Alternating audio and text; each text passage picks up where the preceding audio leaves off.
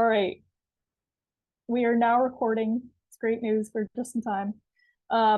We are recording today's session for the purpose of being able to send it out to you afterwards. So you can look out for an email in the next week or so with the recording and the materials from today's webinar.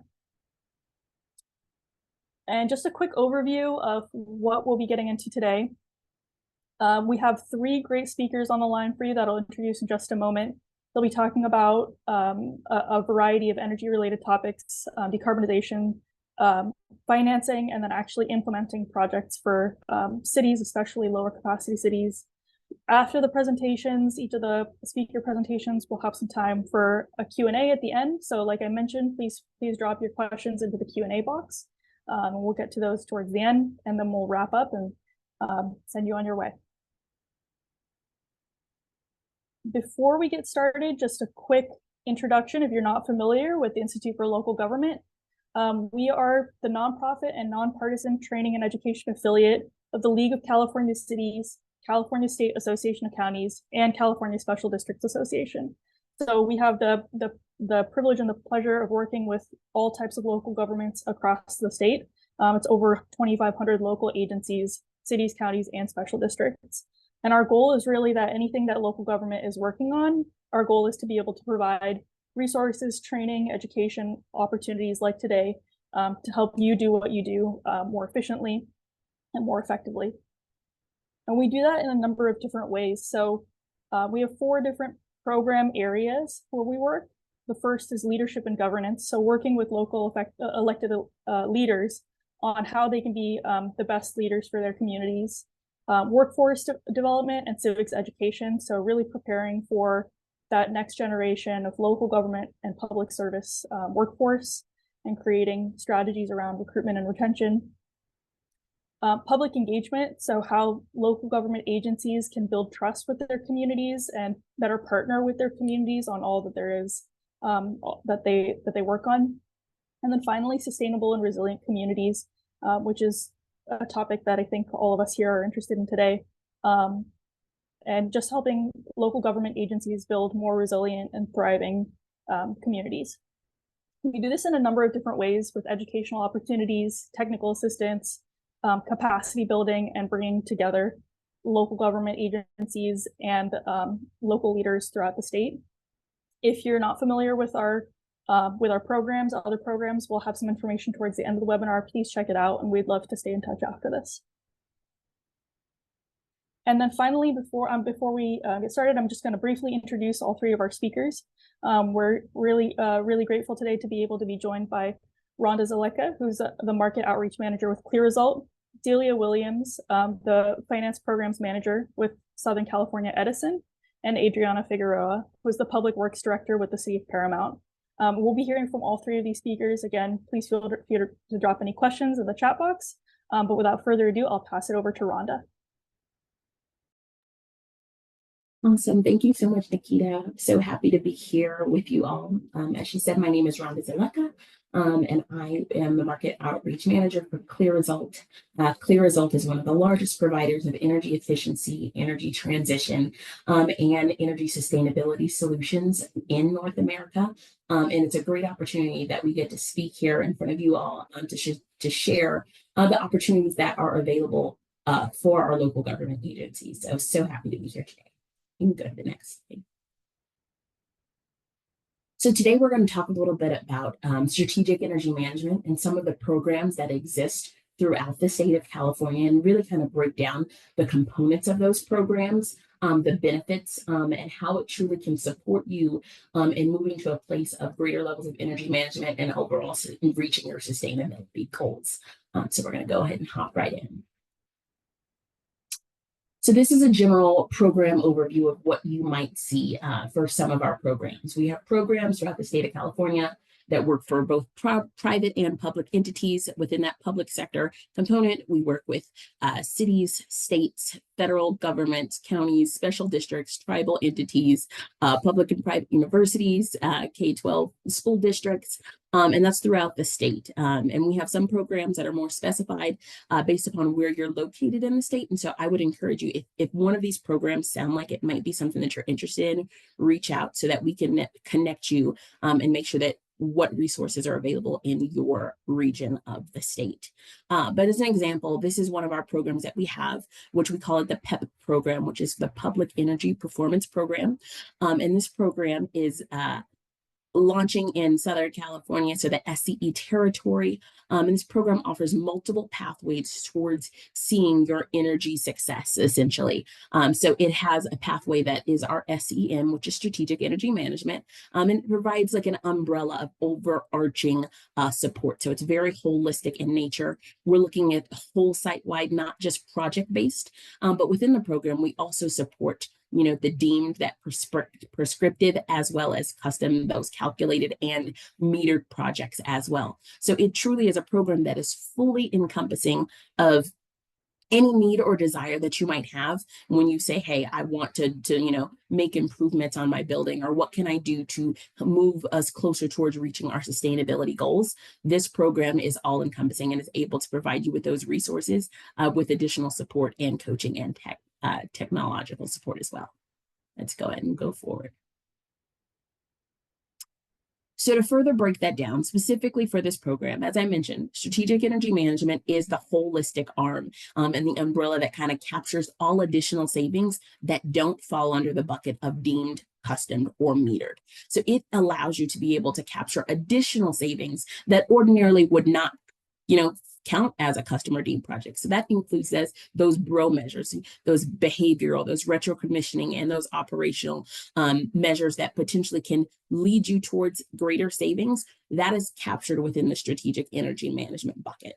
We focused on low and no cost measures, so you don't have to go into this program with an expectation that you have to have a lump sum of capital to see savings. We work with various organizations, and they're able to see massive amount of savings without having to break the budget or even come out of their budget in any way, just because we do focus on those low and no cost measures to make sure that we're implementing savings.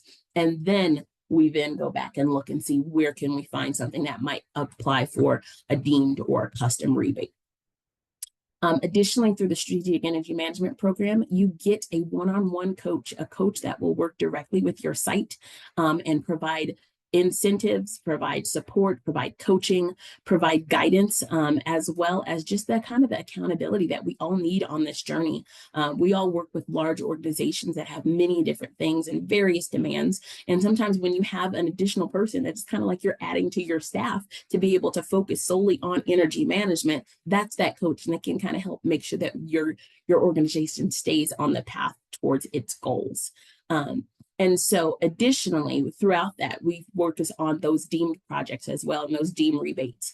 And all deemed measures are currently active and located on the etrm.com. You can see it on that website. And so if you're searching to, say, hey, we're working on, a deemed project and we want to know, will this qualify for a rebate? All of them are live on there. And additionally, our team loves to be able to provide support. That's a part of what you get when you work with Clear Result. You get an account manager who works to help find those eligible opportunities and those eligible measures to make sure that you're receiving as much as possible in regard to savings and rebates. We support also on the capital project front, making sure that we can provide you with the engineering and the technical support. And this is included in all aspects of the program.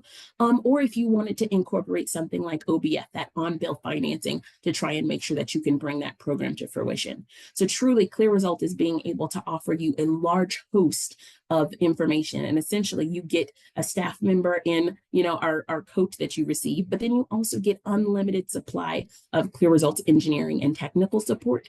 So it's really like building out your energy team to further the work that you want to do. Let's go on to the next slide.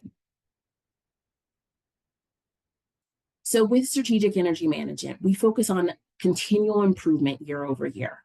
Within the state of California, the design guide has set SEM to be approximately a 6-year program. And that means that they ultimately want to see you have savings year over year over year. And that's where that continual improvement happens. So that means that we start you where you are, and we hope to stabilize, where you are with all your energy. And then we hope to get you a place of optimization so that now we're working and we're operating more efficiently. And then ultimately in that last phase use of our programs, we almost hope to get you to a place of innovation where you're no longer just relying on your coach, but your team and your staff has been fully equipped and trained to be able to come up with new ideas and bring those things to the table and say, hey, how can we better our energy team and move forward towards our sustainability goals? Additionally, we have that focus on the low and no cost and behavioral. Ordinarily, behavioral and operational changes don't qualify for an incentive. However, through this program, you have the opportunity to receive incentives when those changes implement and impact your energy usage. And lastly, employee engagement. We want to be able to help your organization have sustainability to be a little bit more at the forefront of their minds. Obviously, it's not going to be the forefront of everyone's mind, but if we can bring it a little bit more to the forefront in everyone's mind, I think that we will have served our purpose and we will have helped your organization save money, save energy, and ultimately change the world in which we're living. Next slide. So this is some of the structure that we build into the SEM approach. We help you create a team within your organization. That it includes an executive sponsor, an energy champion, an energy team, and an energy policy that we help keep you accountable to throughout your duration of the program. Additionally, we provide you with the metrics, the baseline modeling, the energy modeling, and the tracking to make sure that we can sustain that and we can actually predict where your savings will be coming from. We help you with that process improvement by providing you tools, techniques, and additional practices and resources. And then you have the additional resources of our coaches, engineering, and technological teams. And lastly, hey, like I said, it's that accountability and support. So we create the environment in which you can't help but see success through energy management. Next slide. Some of the benefits of our program is that we set realistic goals for your organization. Throughout the country, we are seeing organizations, both public and private, be able to see, a target of, let's say 3 to 5% saved on their annual usage. And that's year over year improvement that we're looking for. So just imagine if you could save 5% of your annual energy use, what would that do? Because that's direct reduction in your overhead while also being incentivized on all of those kilowatt hours that were saved. We also have the incentive component within our programs. Typically, they all come with a kWh incentive. Like for our PEP program, it's 3 cents per kWh. And then there's typically milestone incentives that are also included. So just for being a participant in the program and, engaging with our coach and engaging with our teams, you would be able to receive an additional $10,000 that there's no additional strings attached to for your organization, to whether it be offset budget, offset costs, different things. So we want to bring money back into your organization through these programs and incentivize you for doing what's great and making an impact on the sustainability of your organization. You also get, like I mentioned before, and it's such an important part, is that you get unlimited resources in all of Clear Results engineers, coaches, and analysts. So that truly bolsters your team and allows you to be able to do more than you would have ever had the capacity to do without the support. And all of this is at no cost because it's included through your utility, because all of our programs are public purpose funded. And so that gives you the opportunity to engage without having to break the bank with hiring external services. Also, we provide a collaborative opportunity, an opportunity for you to learn from like organizations to see what works and what doesn't work. You have workshops, you have education, you have all the things to build you up, because we don't want to just come in and say that we're the experts and you have to do what we tell you to do, but we want to educate you and inform you so that by the time you've completed your duration in the program, you feel confident and capable that you can carry that innovation on for years to come. And lastly, I think the point that I want to really point out is that Clear Results can help you with your GHG reduction goals. We are all aware that there are certain things that we are required to do in the upcoming years to report out on how we're reducing our carbon footprint, and Clear Result within all of our programs has the ability to help you do that. Not just saying it, but being able to actually map those things out and help you with your scopes 1, 2, and even possible scope 3 GHG reduction and mapping. So please keep that in mind. Next slide. I want to show you an example of what our energy modeling looks like. This is a model and how it would look for anyone who participates in maybe one of our SEM programs, like the program I'm describing to you now. Um, the blue on the left-hand side is the baseline, and that's your historic data from previous years. And as you see at that line 1 mark, it begins to trend downward. That means that we've begun implementing strategic energy management projects. So those low and no cost measures, maybe it's we're evaluating a set point, or we're doing a review of your BMS. We're doing something to be able to engage with you that doesn't cost very much, or maybe doesn't cost anything at all, and it's highly impacting your energy. That is being able to be incentivized at that 3 cents per kilowatt hour saved. Now, as we kind of move through the graph, you also see that there's that green line that's also trending downward. And those likely are those capital projects that you may have already had planned or been planned for several years, and we're now executing and implementing those. Those we separate out on your chart just because we want to verify and make sure that we're not double dipping. Also, because those will be incentivized at a different rate from the utility. So we want to make sure that we're modeling and we're capturing all of those things for you so that we can prove and share exactly what's happening with your energy. And you can then share this out with your additional stakeholders to garner even additional support, or even just to declare the success that you're having within your energy management goals. Next slide. Quickly, I want to give you an example of what it's like for a participant who's in our year 1 of their program. In avoided cost, this particular participant, after just doing, a review of their BMS system and evaluating some water set points for their water condenser and things of that nature, they were able to offset nearly $100,000 in avoided costs. That means almost $100,000 did not come out of their pocket and out of their budgets, and they were able to retain that within their organization. And then on top of that, they gained additional $16,200 in paid incentives. And then for those milestone incentives, like I said, those participation points, they had an additional $4,000 come in. Through this example, we calculated they spent about $5,500 just doing repairs, maintenance, things, if you needed to adjust anything. So a very small amount of funds that they actually had to expend.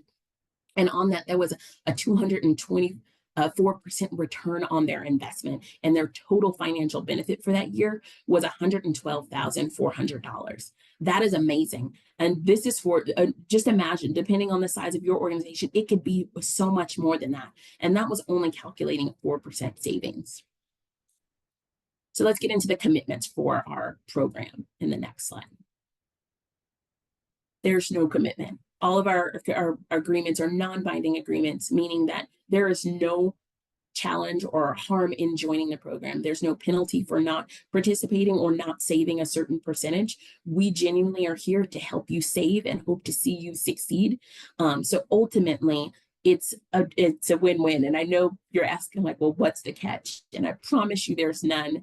But ultimately, the goal is to help you save energy. We're all being mandated by, whether that be state or federal governments, or even just overall good conscience in the world, in wanting to make the world a better place, to reduce our energy usage. And that's why these programs exist. These programs exist to help support that mission and bring you over the goal line so that you actually see those successes and wins that you hope to see.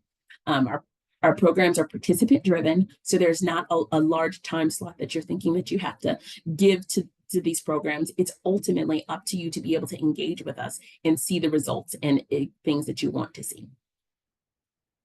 So that is our strategic energy management program. We're going to hop on over, and now we're going to talk a little bit about some of our decarbonization efforts throughout the state of California.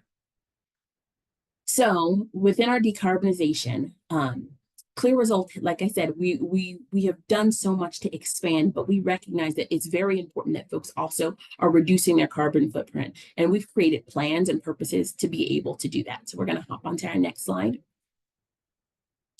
So this is somewhat of Clear Results methodology in regards to decarbonization. We want to have a tailored approach. We're not going to give you a cookie cutter plan and say, hey, go ahead and do this. We want to look at your site. We want to know who you are. We want to be able to get down and really individualize these plans for you. And so we have a tailored focus to decarbonization.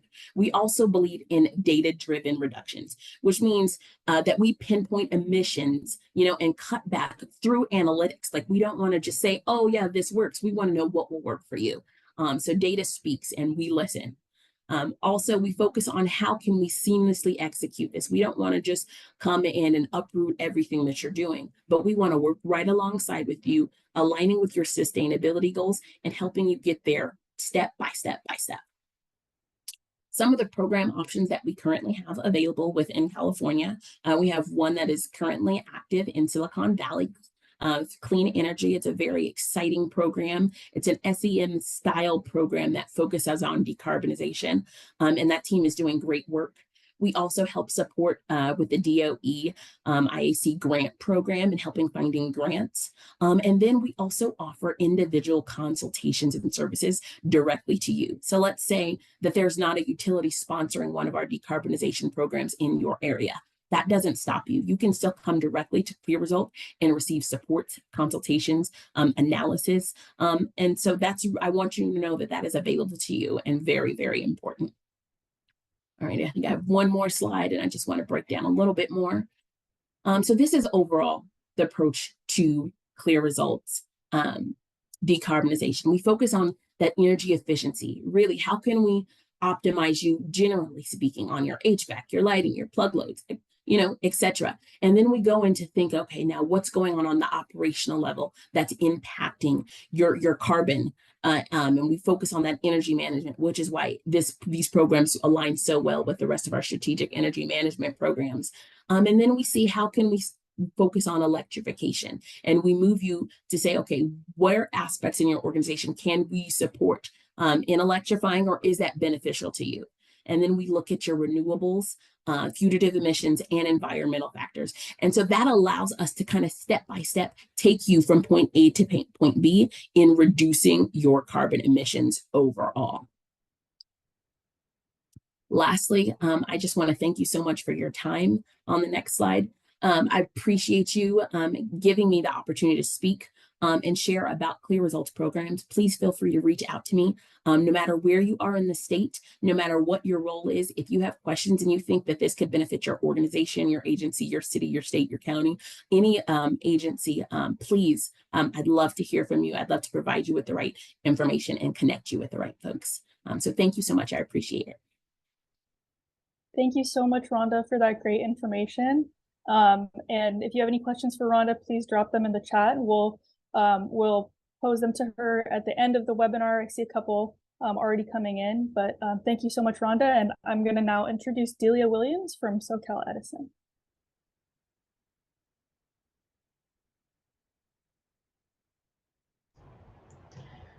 Thank you, Nikita.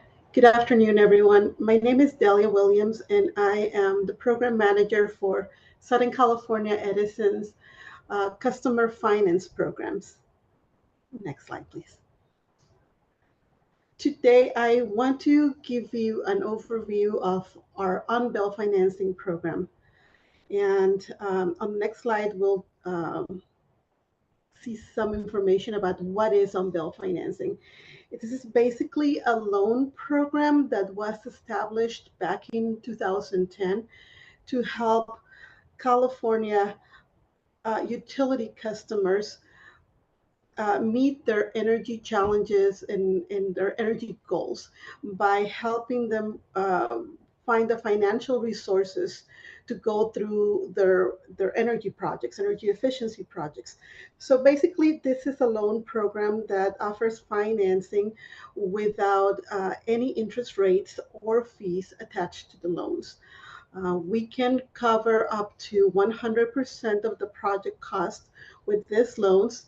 And one of the main characteristics of the program is that the loans are repaid through the customer's utility bill. All these loans are issued directly through SCE. You don't deal with financial institutions. We don't check FICO scores. The only credit-like verification we do is to make sure that the customers, in this case, the local governments and agencies that would like to take advantage of the program, are in good standing with Edison. So if you are current on your payments, that's the only revision we do. In the past, since this program has been around for a long time and it has been very successful, we have been able to help a lot of local governments and agencies meet their energy goals and offering financing. It works very well because, first of all, well, there's no interest rates for the loans. And second, because the loans are issued directly through the utility, some of our customers choose to categorize these loans as operational expenses that are repaid through the utility bill instead of having to record them as actual debt, which I believe a lot of local governments are restricted from taking on debt. So it has been a very good partnership between SCE and local governments. Next slide.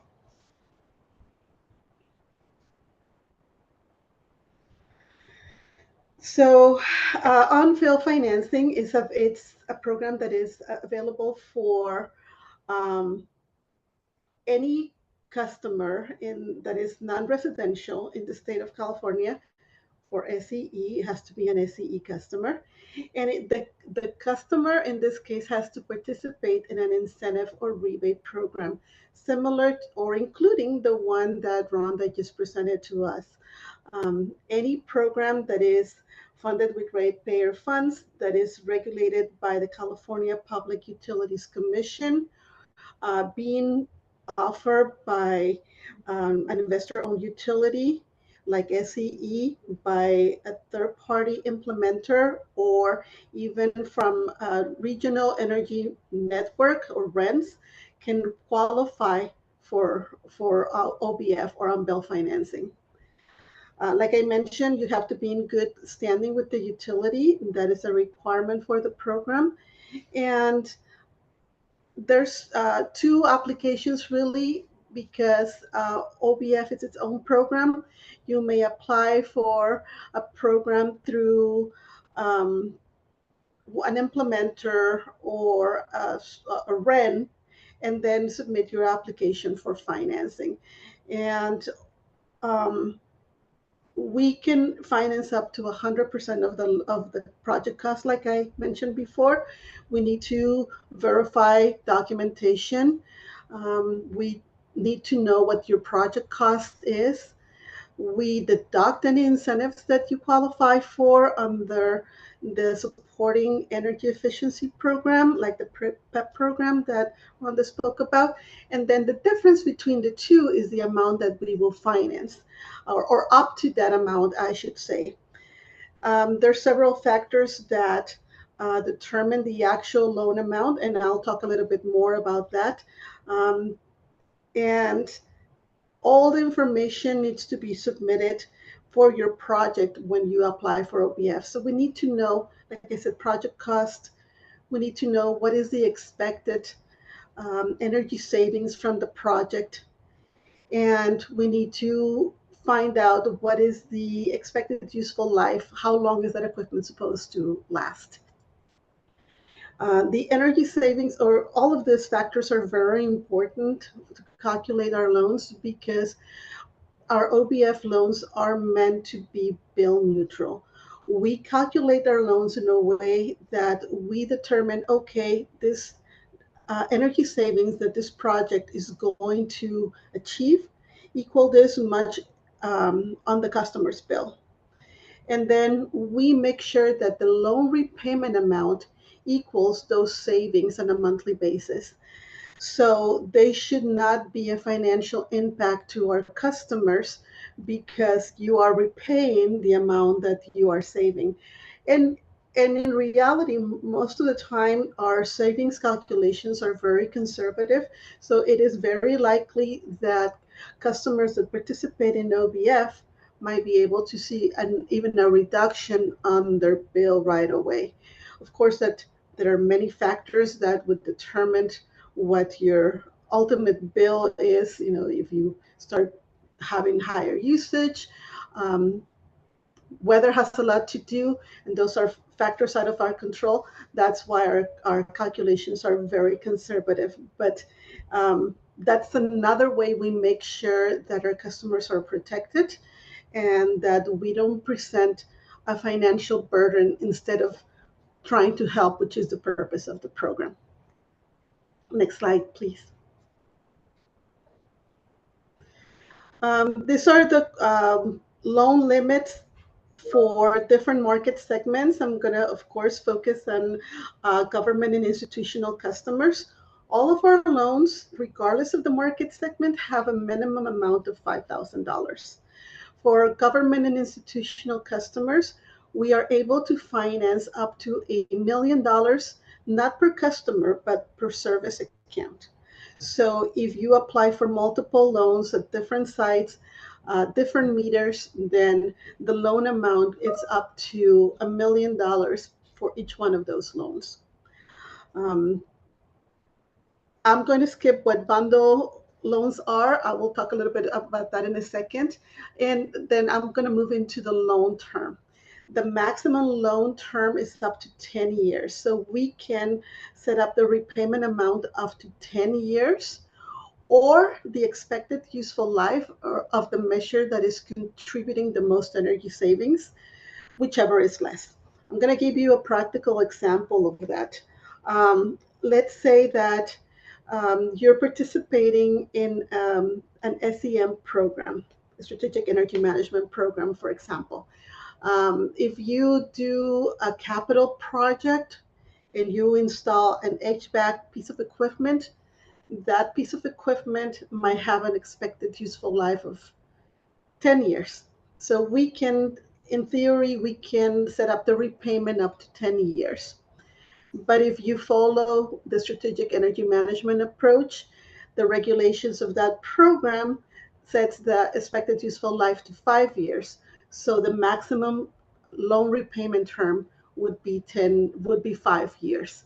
So every project is different. That's why it is very important to have that project information at the beginning so we can do pre-calculations, make you an offer, tell you this is what we can pre-approve you for, this could be your loan reservation, and then you can decide if that's something that it's convenient for you or not.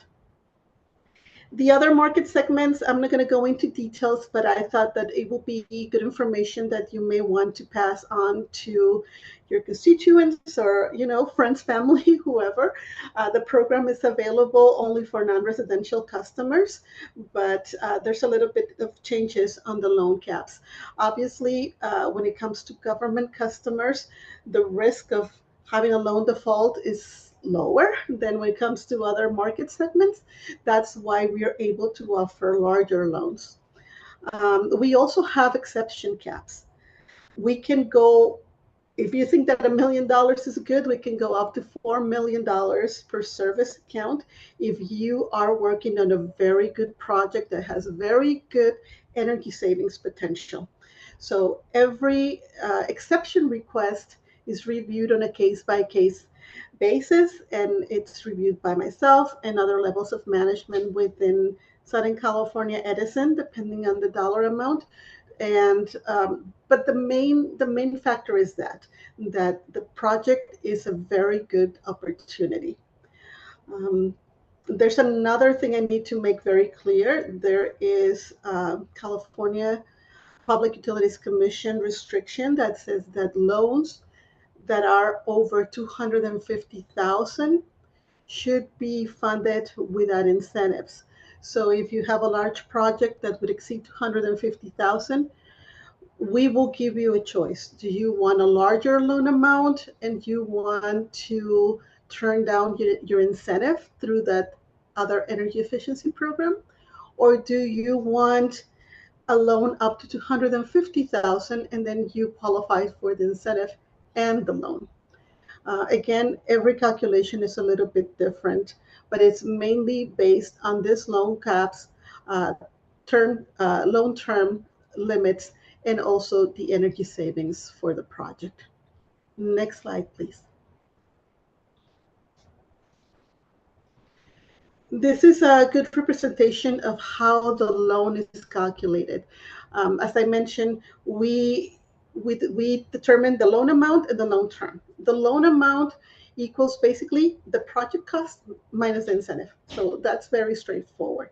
Let's say that you have $1 million project and you're expected to receive a 200,000 incentive. Then the loan amount, the gross loan amount, because there's other factors, it's going to be 800,000. So that will be up to the amount that we will be able to offer you on the loan. The loan term equals the loan amount by the monthly repayment amount. And remember that I mentioned that our loans are bill neutral. So that's the first thing we calculate. We find out how much, excuse me, how much you are expected to save by installing this project. And then we take the loan amount and we say, how many installments can we divide this by? So on the same example, if your loan is 800,000 and your monthly repayment amount is 10,000. So we will take the 800 divided by 10,000, and the result will be the number of months we can extend the loan to. After that, we look at that number of months or that term, and we figure out if it's within the 10 years. That is the maximum loan term for a local government customer. If it's not, we'll have to reduce the loan amount to adjust it, because all of our loans are bill neutral and we cannot charge you more every month in order to shorten the repayment period. So we adjust the loan amount if necessary. And if anyone is interested in learning more about how we calculate the loans in a little bit more detail, after the meeting, please reach out to me, and we can even set up a meeting if necessary, if you're really interested in submitting any applications for loans. But right now, let's go ahead and continue. This very busy slide is a high-level overview of the OBF process. And I do not expect you to be able to read all these tiles. So basically, we have two different categories of projects in energy efficiency. We have calculated projects and we have deemed projects. Deemed projects don't have site-specific calculations. They base their what we call a work paper for measures that have been proven to provide good energy savings, and there's average of averages that have been set up by, and approved by the CPUC, and that's what we use if it's a measure that has a work paper. So if in your project you are installing the measures usually you get a rebate. You install your D measure in a very simple example. You install a light fixture, and then after the fact you get a rebate, not ahead of time. So in order to qualify for OBF, you need to be pre-approved for the loan before you purchase or install the equipment. So there's a disconnect right there in the timing of the two approaches. So we ask that you always submit your OBF application first. You get your pre-approval, and then you purchase and install your product. And that is a little bit the only difference that it's worth mentioning on this slide. For team measures, you get the OBF application first. We do the pre-approval, and then the two projects, the energy efficiency and the financing, go side by side. When it is a calculated project that you are going to complete, both projects are aligned pretty much from the beginning. You submit your energy efficiency incentive application to one of the many programs that qualify for OBF. And then at the same time, separately, you submit your OBF application through SCE. And those processes kind of go hand by hand. At a very high level basis, you basically submit an OBF application. We review your payment history. We review your participation in an eligible energy efficiency program. And then based on the information that is provided, remember project cost, energy savings, expected useful life. With that data, we issue the loan reservation. That, like I said, is the green light to purchase equipment, install equipment, following the guidelines of the energy efficiency program that you use to qualify for OBF. Once the project is installed, the customer or the representative goes back into our system and notifies us that the project has been completed. We inspect installation and we review the installation documentation. There might be slight differences on the scope. Sometimes quantities vary a little bit, but so we adjust that calculation based on what it was actually installed. We also review a copy of the invoice to see how much the project cost actually is. So way to protect our ratepayers so that we don't overfund loans, and also to see the incentive amount that the customer received through the incentive program. With that information, we again calculate the loan, and this is the final calculation. We send that information out to the customer electronically along with the loan agreements. The loan agreement, it's a legal contract. It is executed on the customer side. We use electronic service. We use DocuSign.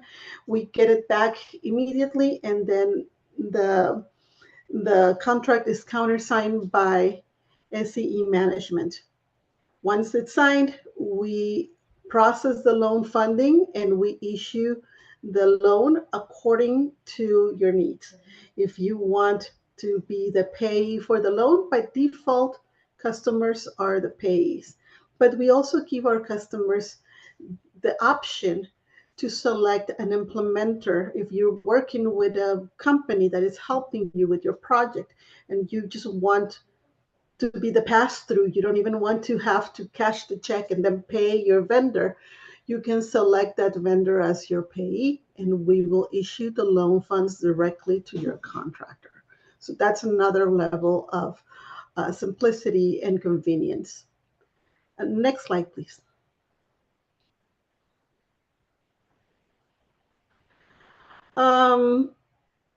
Some general information: who can submit an application on our system. It could be either a customer representative directly. It can be third-party implementer, a company you're working with.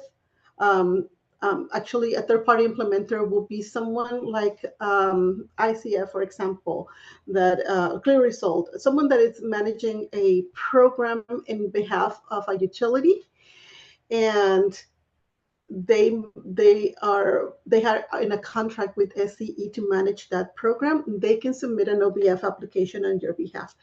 Also, a contractor that you might have hired to help you, or that might be an intermediary between the implementer and the customer, they can also submit an application.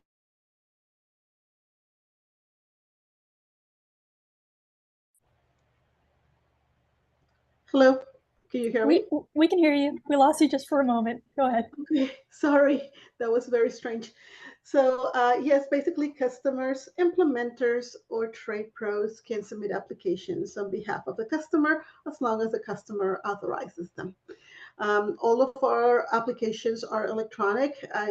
This shouldn't be a shock to most people nowadays, but if you have been an OBF customer in the past, we used to have PDF applications or paper applications that customers used to send to other people within the organization. We unfortunately cannot do that. All of our applications are electronic nowadays. And I talked a little bit about the loan proceeds and the option to select a pay.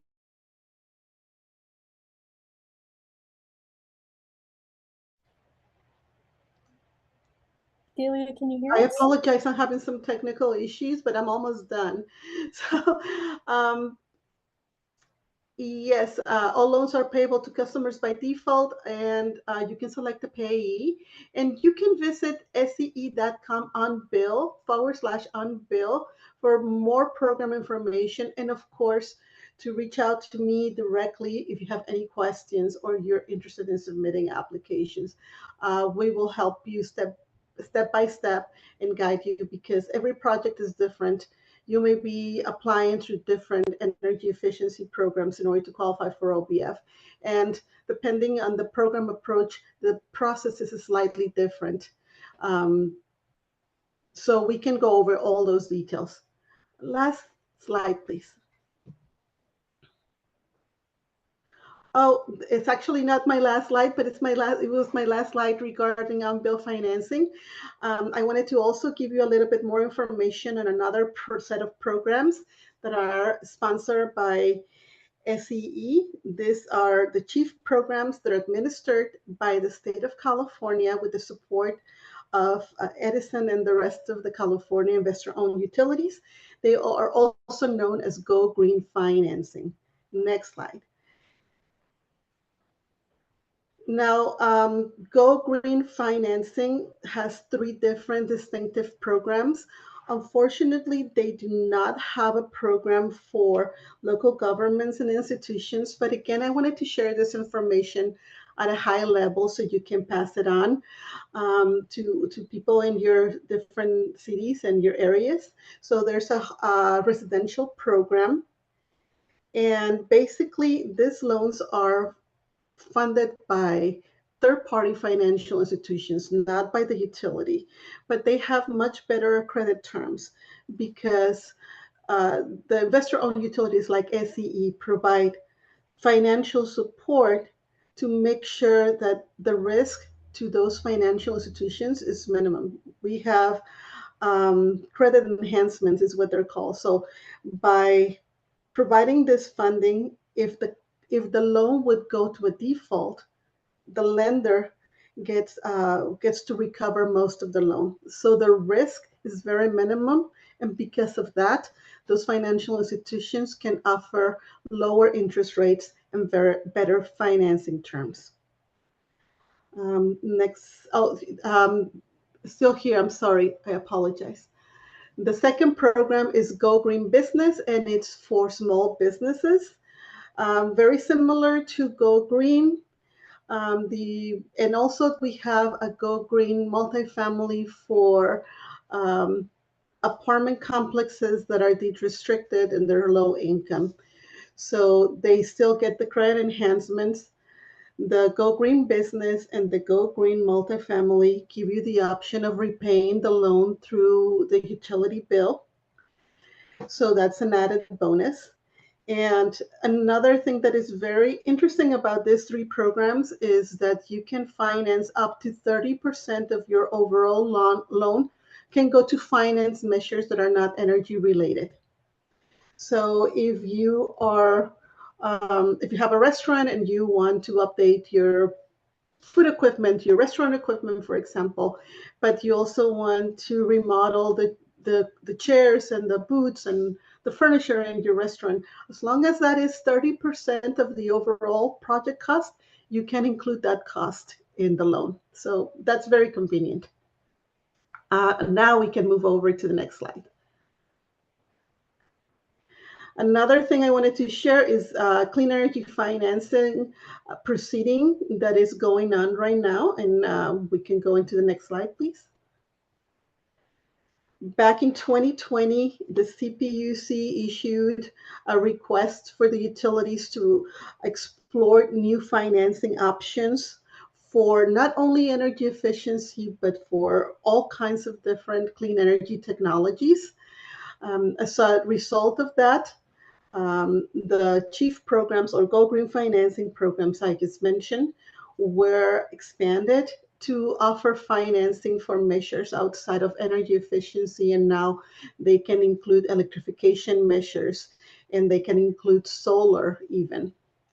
Also, Edison submitted those two proposals, one to expand our on-bill financing program, which we discuss here today, to other technologies outside of energy efficiency, and also to develop a new residential financing model for energy efficiency and electrification measures. So we recently, in 2023, received approval from the CPUC to expand our OBF program, and we're in the process of making these changes operational. And soon we will be able to offer on-bill financing loans for transportation electrification measures and building electrification measures. So we're very excited about that. Also, some demand response equipment controls will be able to be financed through the program, and some generation equipment as well. On the residential side, we submitted the proposal in a joint proposal with the other utilities in May, and we are waiting to hear back from that, but that's going to be a very exciting opportunity for residential customers that are very limited on the types of affordable financing and inclusive financing that is available, at least through utility companies. So more to come on that. And next. That's all I have for you. I hope that you are interested in on-bill financing. Like I said, our website has a lot more information and details, but I'm always available to help you out directly if you have questions or if you're interested in applying for loans.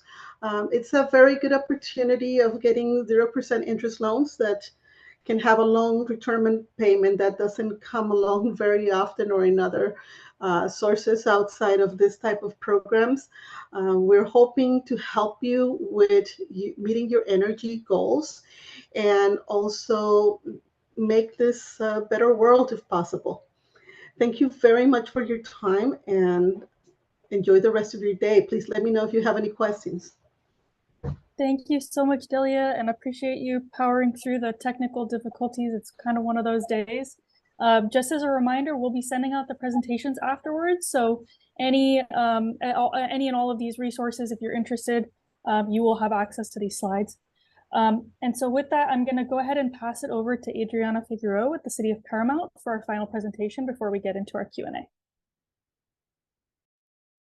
Hi, thank you, Nikita, and really thank you to ILG for allowing us to participate, for inviting us, and allowing us to share a little bit about the Paramount experience. So next slide.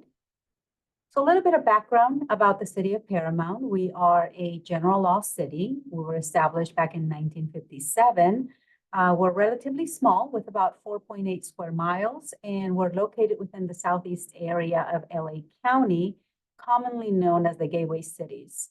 Paramount is a disadvantaged community with a population of around 55,000 residents, primarily Hispanic. Next slide.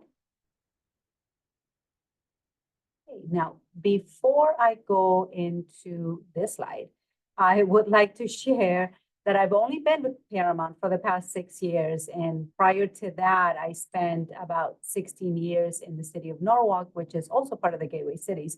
So I don't want to take credit for the immense amount of work that Paramount had done prior to me getting here.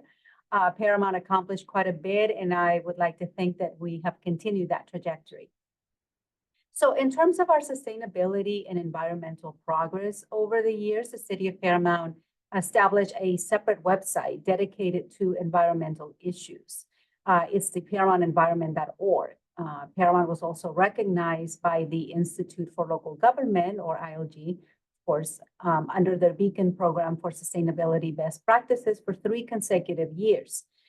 We have just recently celebrated our 6th year with the Tree City USA designation from the Arbor Day Foundation.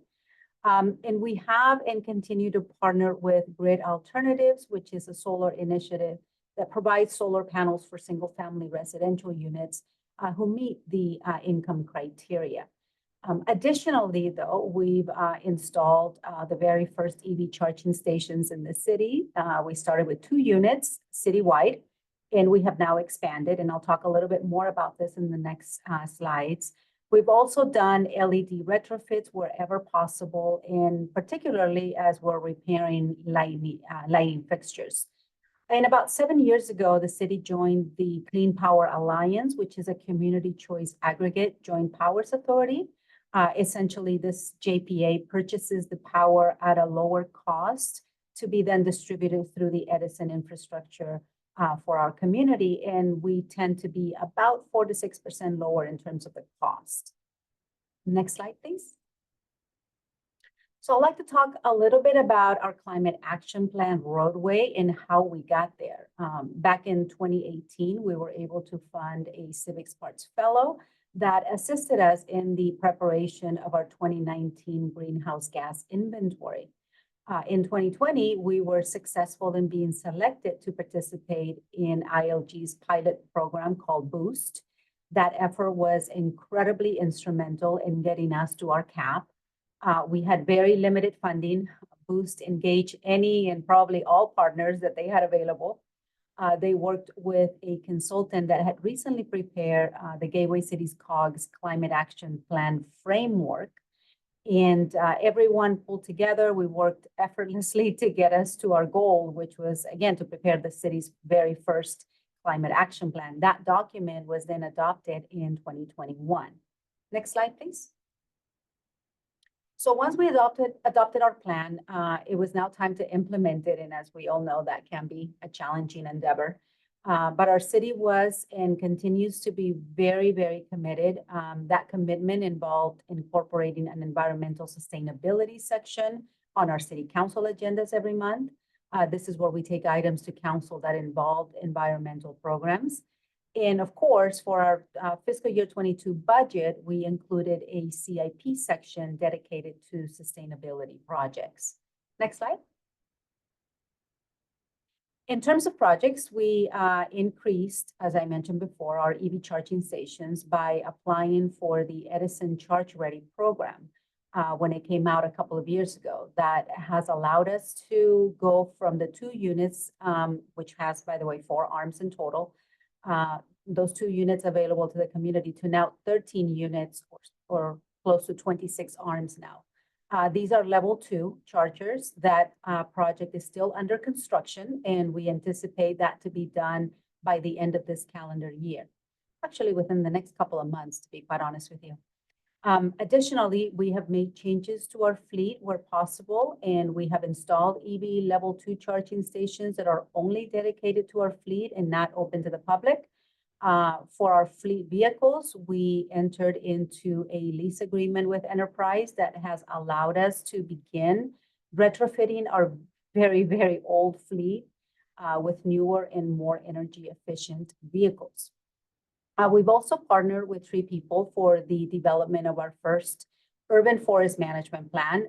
This includes the preparation of a complete tree inventory, the distribution of fruit trees for our community, and of course, tree plantings for a period of about 3 years. Additionally, we are currently working with Tree People on another grant for parkway trees, which is geared up for the spring of next year. Next slide. Okay, now, the largest CIP project under the sustainability category has to be our latest contract with Willdan Energy. We entered into this contract with Willdan Energy in the fall of 2023. I want to say actually in December of 2023. It's a $12 million project. We entered into that lease agreement with Bank of America, actually, for $10 million to do our AMI retrofit, which is advanced metering infrastructure for our water system. These are for our water meters. And $2 million we used from our general fund for a new project. It was basically the shade structure for our municipal yard. that will include a DC fast or quick charger for our fleet, and our fleet only. And I crossed this out, and this is on purpose because initially it was also going to include solar panels for our Paramount Park gym facility. However, once we got into the design aspect of it, we realized that the structure at our gym, the roof had to be retrofitted completely in order to handle the weight of the solar panels. And that project had to be basically taken out because we just don't have sufficient funding to cover all the extra expense that would come with it. So for now, we're looking at only the shade structure for our municipal yard. And again, that would include the quick charger for our fleet. Next slide. All right, we cannot do any and all that we've done so far without our council support and our city manager making that a priority. I cannot stress that enough. The reason why we've been able to do everything that we've done is because of that. You know, to go along with that, we had very minimal staffing. But I think the most important part when it comes to staffing is we've had the right staff member doing the right projects.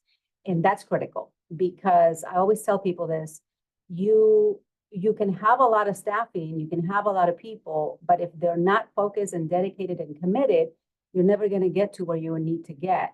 And you can teach some of this stuff, but you cannot teach dedication when it comes to environmental programs or sustainability programs. They have to have that passion.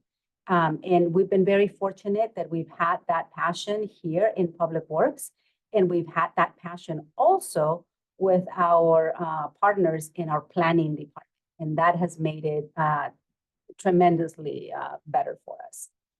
We have also established quite a bit of partnerships. Some, of course, with the Gateway Cities COG, with the ILG. We have also partnered with SoCal Ren. And quite a few of the nonprofits, particularly I mentioned Good Alternatives and Tree People.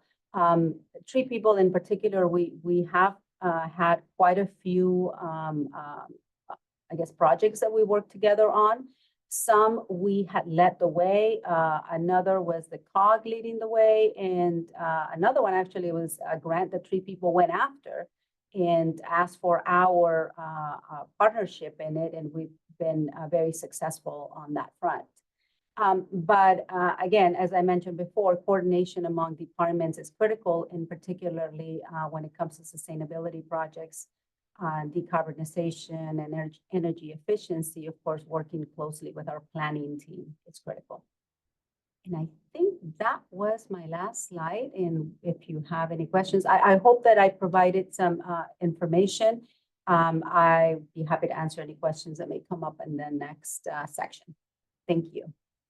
Thank you so much, Adriana. With that, I'm going to stop sharing and invite our other speakers to come back on camera so that we have our full group.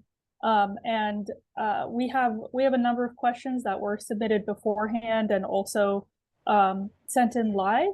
So if you have other questions, I see other questions coming in, please keep sending them in and we'll get to as many as we can. But I wanted to start with just a couple of clarifications and just expanding on some of the geographic boundaries of some of these programs. So Rhonda, can you share what the geographic region is for working with Clear Result? And then also just share, I think you mentioned that there are similar programs statewide. If you can share some of those programs or who the right organizations to partner with might be. Absolutely. So specifically the PEP program, which shared the most about the program that I shared today, that is within Southern California Edison territory. However, we do have SEM programs that do serve public entities throughout the state. So I would really recommend you reach out and say, hey, this is my utility. This is where we stand, so we can determine exactly which program that particular utility is offering for SEM, or if we could provide you additional support, if that answers that question. Yeah, thank you. And similarly, Delia, we had a question from somebody in the one of our attendees today who's working on a project and looking for financing for that project. It's an electrical effort, but they're having a hard time finding that loan. They're Northern California based. Do you have any, similarly, any suggestions, ideas for programs similar to SCE's OBF program, but other parts of the state? Absolutely. On-bill financing is a statewide program. Every investor-owned utility in the state offers on-bill financing. And for the most part, the program is very similar, depending on the different territories. So if this person is in Northern California, I would recommend they reach out to PG&E and see if the project they're interested in financing would fall within the guidelines of their on-bill financing program. Thank you so much. Yeah, I just wanted to start there because just want for folks in the audience to know that there are similar programs, or these are statewide programs, and so there are those parallel entities to SCE or maybe Clear Result that you can reach out to in your part of the state that you can take part in these great resources. So we talked a lot about a number of different resources and programs, and then Adriana kind of rounded us out with that practical application, how it looks for cities that are actually implementing this. And we have a number of questions related to that, but I wanted to start us off with this one. Adriana, you mentioned that there's a standing city council item. It sounds like there's good support from your local leaders. How do you get that buy-in and build that interest and that prioritization from your local leaders? Oh gosh, honestly, when I got here, it already existed, and it has only grown. We've been very, very fortunate. Honestly, I don't know. We just got lucky, I guess. Okay, some amount of luck, but I want to also pass that to Rhonda. Rhonda, you had a great slide that showed some of the cost savings benefits there. Could you talk about, maybe in your experience working with local government agencies and local leaders, how you can pose some of these programs and their benefits to those that might have different priorities that range from reducing the greenhouse gas emissions to saving costs for their local agencies? Absolutely. And I think that's really where Clear Results thrives. And our strategic energy management programs thrives because we take onto account what your priorities are. There's no cookie cutter. We don't just come in with a program and say, this is what it is. We listen. We understand what the priority is for the organization, and we then create a plan that prioritizes that. So then when we do start implementing those projects, we can see the most benefit that we potentially could have seen. Just speaking a little bit more to that prioritization process, we know that local governments, not even just in the sustainability space, across the work that local governments do, face so many competing priorities and are struggling to navigate the competing state legislations as well. Rhonda and maybe Adriana, can you share a little bit around how cities can prioritize where energy efficiency fits in, and how we can encourage, whether it's the local leadership or within across departments, like Adriana was saying, for some of these programs and projects to be a priority? Maybe we can start with Adriana. Sure. Well, we have, the beginning of every year, we meet with council about what are their goals and that they would like to see for the upcoming year. They always have something related to sustainability. We know that. And so what we try to look for is items that, as Rhonda had mentioned, if there's any benefit that comes with it, right? Not only are you helping the environment, but you're also seeing some financial benefit from this project, highlighting that, educating them, providing them the information ahead of time so that you don't hit them up right at the council meeting and say, hey, here's the project. So what we normally do is we have the ability to provide all of them. We give them like a weekly memo item. We provide, hey, here's information on this. You might be seeing this coming up. This is something that the staff is going to come up and provide to you, whether it's a study session item or a city council agenda item. If you have any questions, please don't hesitate to contact our public works director, and then we approach it that way. So we like to provide them as much information as we possibly can, so that they go in educated on the program and they're able to make the decisions that they need to make. And to add to that, I think that was like a perfect answer. That is where Clear Results account managers and our engineers and our technical support really come into play, because we can do a lot of that work on the back end so that we know for sure when you're providing them numbers, they're 100% accurate. We know what the estimations will be, whether that be on savings and or costs for a particular project. And then because we've done that modeling, we'll be able to predict that savings fairly accurately. So I agree that education on the front end and having the team to be able to do so. Not all organizations have the bandwidth to do that, which is why they come to the council meetings and they're like, hey, this is our project. But as much as we can support the process overall and holistic to build your team and help you grow within your organization, so that you have better processes so that we can move these projects forward. That's great. So it sounds like that early communication, not waiting till the last minute, as always in any relationship and any partnership, is important, but that combined with that education piece is really important. Thank you both for that. Delia, there was a lot of interest in the OBF application process. Can you share a little bit about how that application process looks, how long it might take, and what some of those timelines are and considerations for people who are interested in it? Sure, that's a great question to ask. Every project is different. So we have some general guidelines when it comes to processing times and expectations. But again, every project is going to vary a little bit. Usually to submit an application, to submit the actual application online, it's a fairly simple process. Because it's a questionnaire, so you fill out the information, and if you have the support of someone that is helping you on your project, like Clear Result in this example, or anybody else, it's easier because some of the information is a little bit technical. But once we receive that application, it takes us approximately 3 to 4 weeks to do the initial review and the verification of the payment history and other internal reviews that we do before we issue the loan reservation. So I would say allocate about a month. And then once we issue the reservation, you can purchase the equipment, install the equipment. That is outside of our SEE's control. You know, every project is going to face different challenges or different timelines depending on the scope.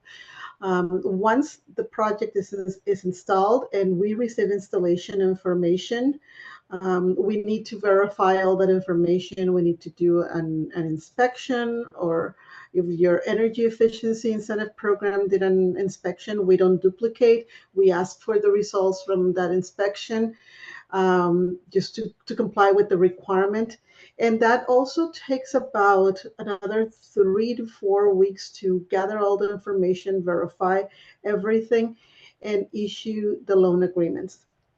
From the time we issue the loan agreements to when we fund the loan, depending on the time of the year, it might take 2 weeks, it might take 3 weeks. And the reason why I say the time of the year is because depending on the dollar amount, it might require more levels of management signatures. And sometimes not everybody's in the office, so there's more questions being asked if someone is not very familiar. But I would say maybe 3 weeks to issue the loan funds. And after that loan is funded, it takes 1 to 2 billing cycles to see the OBF line item on your utility bill. So we start billing within 1 to 2 billing cycles. That's great. Thank you. And I know in your slides, you talked not only about the OBF process, but you also had a lot of resources that were more residential or even business targeted. Can you share any tips or thoughts on how local government agencies can be successful in working with both their homeowners and renters on energy efficiency projects and decarbonization? Definitely. One great resource that we have at Edison is information that we have available on our website. We recently went through a new redesign of our website, but there's a lot of great programs for residential customers. Of course, we have great programs for income qualified programs that might be able to get a lot of energy efficiency measures free of cost. There's also resources for small businesses, disadvantaged communities, and everything can be found on our website. When it comes specifically related to financing, we have financing information both on the residential part of our site and on the business site, and links to internal and external programs that could guide you step by step on the process, or guide your the people in your areas through the process and how to apply, what qualifies, what doesn't.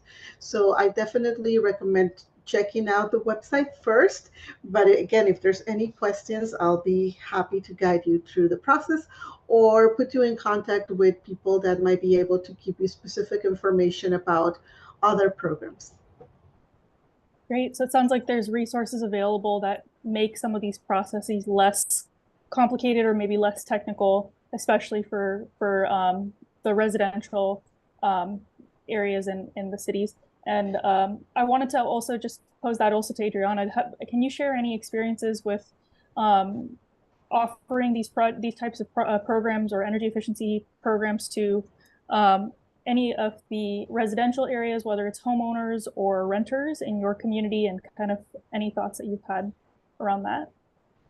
Oh, yes, of course. We have a very robust communications team. And we not only do we push out information on our partners, which is Grid Alternatives on the solar side, but we also are pushing out information not just from Edison, but also from CPA, which is the Clean Power Alliance. And they also have additional programs and grants now for agencies. And so we, on the residential side, we are constantly pushing notification out when it comes to, any type of electrification or, solar. It's a big thing. Did I answer your question, or did you have? Yeah, and I see, Delia, that you have your hand raised, virtual hand raised. Did you want to add something else there? Yes, I just thought about other resources that are available for our business partners, being the smallest business to large companies or institutional, local governments, state of California customers. We have a team of account managers that their job is to assist you put together this energy efficiency projects or electrification projects and guide you to the process, and also give you information on the different programs that are available. So that's a very good resource for non-residential customers. And like I mentioned before, residential, there's a lot of programs, and we work closely with community-based organizations to reach out to our customers, especially in disadvantaged communities or people that may be having financial challenges. Great, thank you so much. And we'll be sure to include any resources in the follow-up to this webinar. So we heard from Adriana the power partnerships and how the city of Paramount have taken advantage of partnerships to get some of these projects done. But I wanted to also pose something similar, Delia and Rhonda. Do you have any experience working across jurisdictions and taking a more regional approach? And if so, can you share how local government agencies can pursue regional projects? Yeah, I can start that off. So yes, we do work, across regions, just because some of our programs that are utility programs do align across regions. However, when the instance happens that maybe it doesn't align across regions, this is Clear Results' idea and approach, is that ultimately we are teaching a man to fish with anyone in our program so that you can fish and feed yourself for a lifetime. So as we start to work with, maybe organizations that are inside of the region, we encourage you to utilize those same tools and tactics and techniques. And we can even provide coaching and support for those that are outside of the region, so that they can maybe see at least the overhead reduction. They may not be receiving those utility incentives, but they can still have the impact and reduce their carbon footprint and have the ability to do that should another utility program not be aligning, or should they not be working with Clear Result a la carte. Also on SEE side, we collaborate on a statewide level when it comes to offering financing, in my case specifically, for statewide programs. They might be programs that are sponsored directly by a different utility company, but because they are statewide, they offer their services through any account holder of any utility company within the state. So in those cases, we can offer financing for a program that might be offered by PG&E or San Diego Gas and Electric, et cetera, that although those companies are outside of our territory, their programs overlap through the whole state. So that's a way that we collaborate directly with other regions. And another example that comes to mind is when it comes to our Go Green financing programs. This program, it's actually administered by an agency that is part of the state's treasurer's office.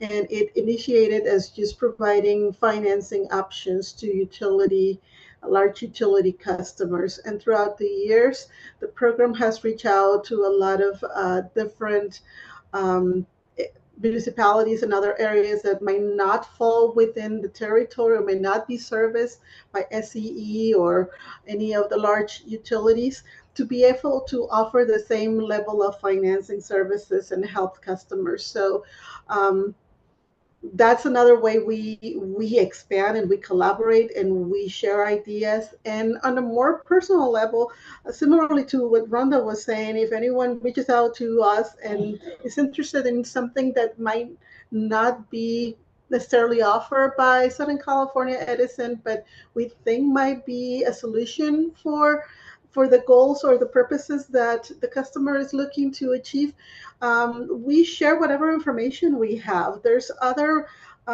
initiatives like the Tech Initiative that offers rebates, that offer CEC incentives for heat pump technology, for example. And we work with them. We collaborate, even though it's not a program that is directly offered by Edison. Great, thank you both so much for those some of those tips, some of those resources. I wanted to ask, so even just kind of, thinking about what Rhonda says is, teaching somebody how to fish, and really providing local government agencies with the resources that they need to be able to do these things themselves. A lot of the local government agencies who are working on these projects struggle with capacity. Like we already talked about, have many competing priorities. And so we had a couple of questions that were more related to workforce. I was wondering, Adriana, maybe if you could start us off. You already mentioned that a lot of being able to get this done comes down to that willingness and commitment from the staff.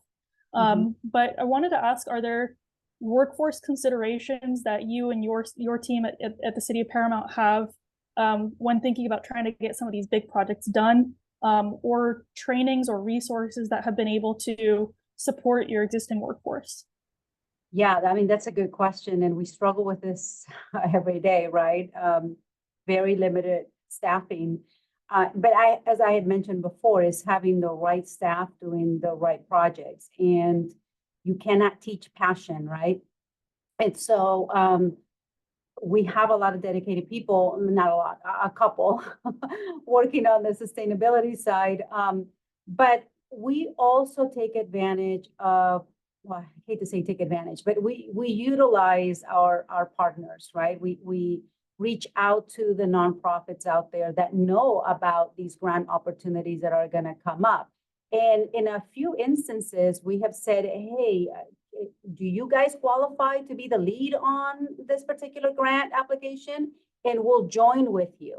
We'll send you a letter of support. We'll tell you what we need, and we'll be part of that application packet, but not necessarily be the lead on it. Or in some cases, if it does require a local agency to be the lead, we work closely with that nonprofit. We have the ability to bring them on board with under a professional services agreement and go that route, because we have to get creative as to how can you get more staff and more resources, right, to be able to get those grants. So that has helped us in the past. I'm gonna be honest with you guys. There has been some instances where we have said, you know what, there's no way we can put this application together. We're gonna have to pass and go for this low-hanging fruit, because it's just not worth it. There's only a little bit, let's say it's $2 million statewide. What are the chances of us getting anything? Let's prioritize and let's go with this other one, because it's just not, we're going to be spinning our wheels. And so we have to look at those things and be able to utilize, like I said, our partners, and that has really helped us. Yeah, I think that's a great point of just taking the collaborative approach and working with others to really be able to get done with what you can realistically do with your staff capacity. I also really liked what you said of having the right people on the right projects. I want to pass it to Rhonda, maybe just to close us out with some final comments before we just wrap up for the day. Thank you so much. And honestly, I think, Adriana, what you spoke is so true. We see that with so many of our clients, that they're just like, hey, we don't know what to do. We have to have the right people. And maybe we are stretched then. And that's why I just, to kind of bring it back around, working with Clear Result or a company that's similar to us kind of lightens the load, because we have folks who can fill out those applications for you, because we've already learned you, we've learned your vision, we know what you need to do, we can help support that. And then you have the engineering and the technical support also. And so we are an extension of your staff when you enroll in a program similar to ours. I think that's a great place to close, just that the folks that you have on the line here can be resources to you, even if you're not a Southern California based organization. There's resources and similar programs statewide. I'm going to pull up the screen just for one last minute before we say goodbye.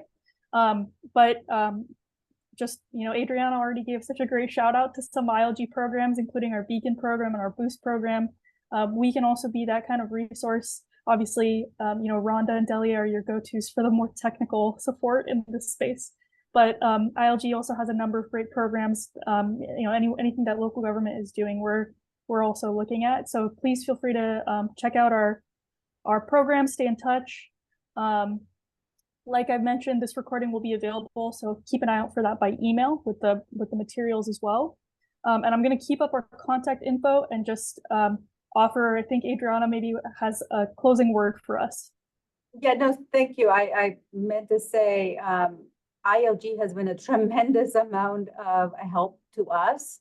And so I would tell everyone, if you have any questions, if you need any resource, contact ILG and they'll put you through, they'll connect you to the people, with the right people. If they don't know, they'll figure it out, they'll find out. But they've been very, very helpful with us, and kudos to all of you. Thank you. Thank you so much for that, Adriana. And I just want to say a huge thank you to our speakers today, Rhonda, Delia, Adriana. Thank you so much for your time, for your resources. And to all of you for joining us. We hope you have a great rest of your day. Hope that you can take away something from this that'll help you move some of your projects forward. And as always, please feel free to contact us with any questions. Thank you so much.